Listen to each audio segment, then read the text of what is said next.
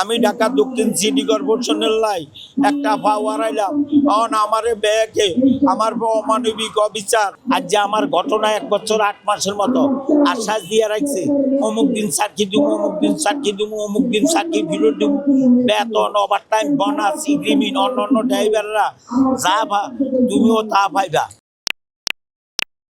ওই সময় মেয়রের কাছে আমার মাইয়া অনুদানের লাই দরখাস্ত করছে, আমারে 2 লাখ টাকা দিয়েছে আর আমার কাগজে উল্টা পাল্টা লিখে দিয়েছে স্বইচ্ছা পারিবারিক কারণে রিটায়ার্ড হইতে চাই। 1 মে তো আন্তর্জাতিকভাবে বন্ধ, সরকারি বন্ধ দিন, ওনারা তাড়াহুড়া করে আমার তো সিগনেচার নিছে, যে ব্যাক ডেট দিছে, সিগনেচার নিছে ফেব্রুয়ারি মাসের 1 তারিখে 2024 সাল।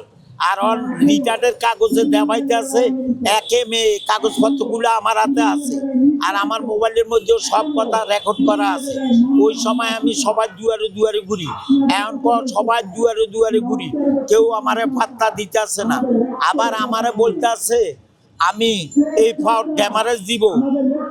আমি বাংলাদেশে যদি কিঞ্চিত পরিমাণ আইনও থাকে আমার পাও ড্যামারেজ ফেরত চাই, আমার সার্কি পূর্ণ বল চাই রিটায়ার্ড হওয়া পর্যন্ত।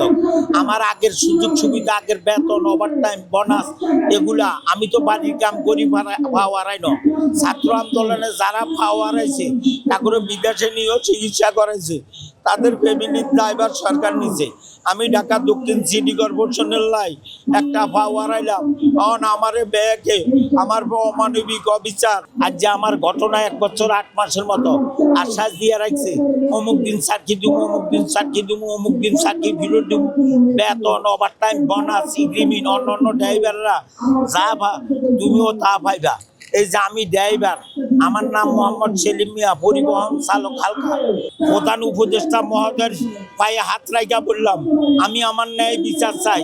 আর যারা আমার সাথে জড়িত, আমার এই সরকারের সাথে জড়িত, যারা আমার থেকে পায়ে হাতে সিগনেচার নিছে 2 নাম্বারই করি, তাদের বিচার চাই, আইনের আওতায় আনি, তাদের দৃষ্টান্তমূলক শাস্তি চাই। পিয়ন এক মহিলা এনিরি দিয়া আমার থেকে কতগুলা কাগজের সিগনেচার নিছে। এরপরে আমার বিভিন্ন লাইনে তুই এইসব ব্যাপারে কোনো সাংবাদিক মিডিয়ার কাছে করলে করে প্রাণ নাশের হুমকি দেয়।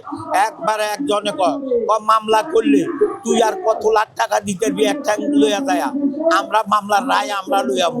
একবারে এক কথা কয়। আমি দেশবাসীর কাছে বিচার চাই, সাংবাদিক ভাইদের কাছে বিচার চাই, প্রধান উপদেষ্টার কাছে বিচার চাই। এটার জন্য ঢাকা দক্ষিণ সিটি কর্পোরেশন সম্পূর্ণ দায়। এটার জন্য আমার বউ ফোলা পাইন আমার অন্যায় খাইও থাকতো, আমি ফ্লোরে ঘুমাই, আমি কি অন্যায় করেছি। এখন আমার দৈনিক 620 টাকার ওষুধ লাগে, কারণ আমি কি করি যাবো, ওষুধ না খাইলে সারা রাত কোনো ঘুমাইতেই না। আপনার সাথে ড্রাইভার ছিল, তারা কি এই ব্যাপারে কোনো প্রতিরোধ করে নাই? ব্যারিস্টার শেখ ফজলুন্নুর তাপস মেয়র মহোদয়ের আমলে কেউ কোনো কথার সাবাস রাখে না।